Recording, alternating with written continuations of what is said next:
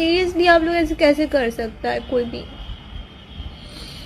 मुझे बुरा इस बात का लग रहा है कि वो मेरी मम्मी ने मुझे गिफ्ट दिया था, इसलिए मेरे लिए इम्पोर्टेंट था, वरना अभी न्यू वर्जन भी आया मैं वो भी ले लेती, बट मम्मा ने गिफ्ट किया था मुझे।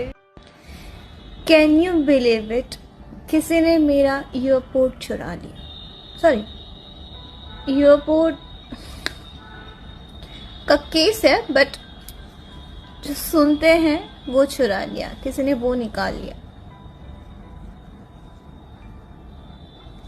इसको भी ले जा। तो भाई लोग, इस वीडियो के क्लिप में आप लोग देखे होंगे कि काजल राघवानी और विकास राव के बहुत ही ज़बरदस्त और बहुत ही ब्लास्ट सॉन्ग एक आने वाला है आप सबके बीच। तो बहुत जल्द उस वीडियो सॉन्ग को शूटिंग किया जाएगा और आप सबके बीच बहुत जल्द एक बहुत बड़ा लेवल पर विकास राव और काजल राघवानी का एक गाना आने वाला है।